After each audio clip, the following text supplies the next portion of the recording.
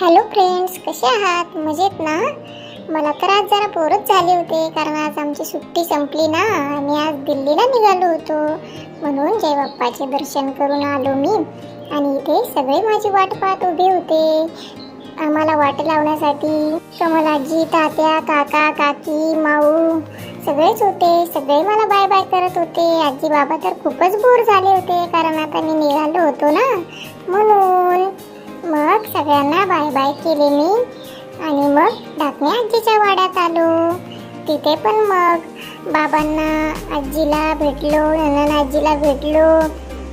बाबांनी मला पैसे दिले जाताना. सगळ्यांनाच बोर झाले होते मी चाललो म्हणून. मग सगळ्यांनी बाय बाय केले आणि आम्ही फायनली निघालो. गोटू मामा मला सोडणार होता. आमची फ्लाईट औरंगाबादवरून होती. आम्ही तर तसे ट्रेनने जाणार होतो, पण आमचे तिकीटच कन्फर्म झाले नाही. त्यामुळे मग आमचं अचानक फ्लाईटने जाण्याचं ठरलं. म्हणून गोटू मामा, माऊ, काका आम्हाला सोडवायला एअरपोर्टवर आले संभाजीनगरच्या. मग इथे आल्यानंतर टाईम होता, आम्ही लवकर पोहोचलो होतो. म्हणून मग आम्ही थोड्या वेळ अशीच मज्जा मस्ती केली. ते सगळ्यांना भेटलो. तोपर्यंत गोटू मामा गाडी पार्किंगला लावून आला. आणि त्यानंतर मग माझा खूपच लाड केला मामाने, कारण मी आता चाललोय ना म्हणून. आता एकदा गेल्यावर काय 5-6 महिने आम्ही येत नाही पुन्हा गावाकडे. म्हणून माऊने पण माझ्यासोबत खूपच मस्ती केली.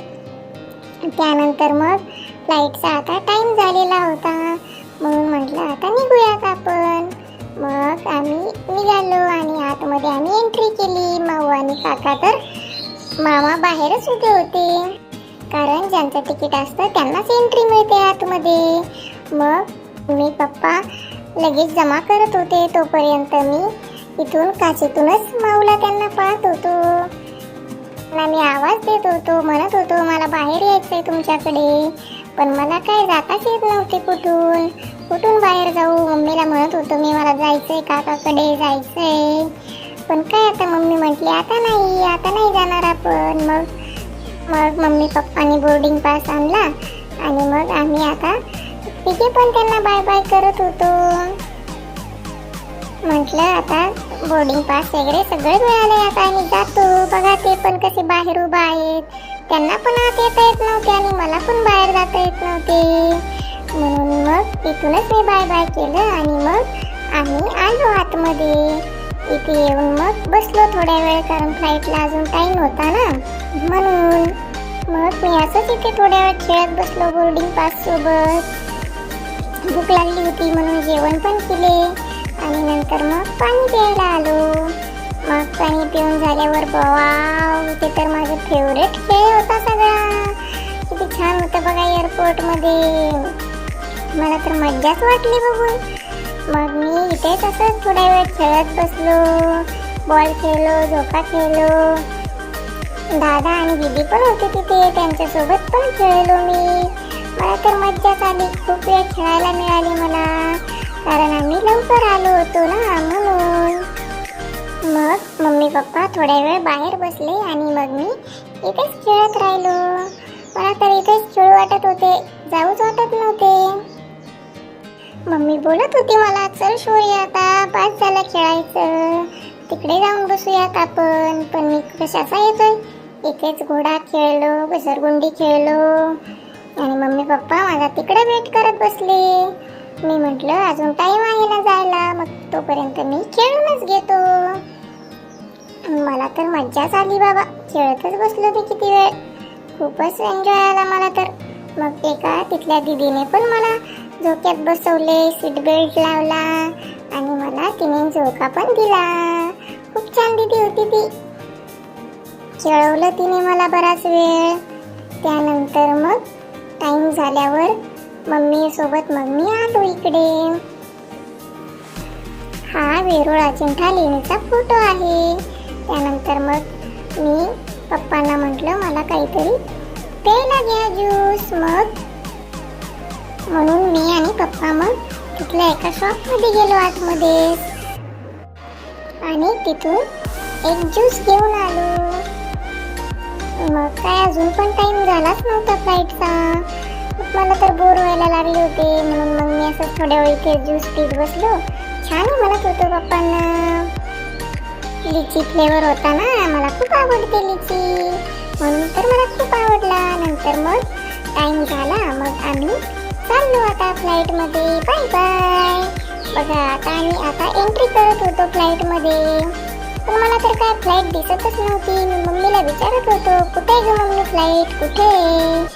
पण मला समजतच नव्हते आता आम्ही फ्लाईटमध्येच एंट्री करत आहोत तर. म्हणून मग मी असंच इकडे तिकडे बघत होतो, इकडून दिसते का तिकडून दिसते का, पण काय फ्लाईट तर कुठूनच दिसेना. मम्मी म्हणत होती ती काय ऐश्वर्या बाहेर उभी आहे. मग इकडच्या साईडने थोडी थोडी दिसत होती, म्हणून मग मी तिथूनच पाहत उभा राहिलो. दिसत होती मला आता बाहेर फ्लाईट. ते बघा इंडिगोची फ्लाईट दिसते, त्यातच आम्ही जाणार होतो बरं का फ्रेंड्स. मग नंतर आम्ही फायनली पोहोचलो फ्लाईटमध्ये. मग आमचं सीट बघत होतो आम्ही, कुठे मिळाले, इथे का तिथे का. किती मोठी फ्लाईट होती, बापरे बापरे. सगळ्यात खूप मागे सीट होतं आमचं, म्हणून आम्हाला खूपच टाइम लागला आतमध्ये चालत येण्यासाठी. मग फायनली नंतर आम्ही येऊन बसलो आतमध्ये. तर अजून पण फ्लाईट चालू होत नव्हती. मम्मीला विचारत होतो आता कधी चालू होईल फ्लाईट. मी पण सीट बेल्ट लावून बसलो. सगळ्या इन्स्ट्रक्शन चालू झाल्या आता, सीट बेल्ट लावून बसा म्हणून. मग मी काय सीट बेल्टला पण खेळत बसलो, लावत होतो, उडत होतो सीट बेल्ट. मग त्यानंतर मला पप्पा दाखवत होते बाहेर विंडोमधून.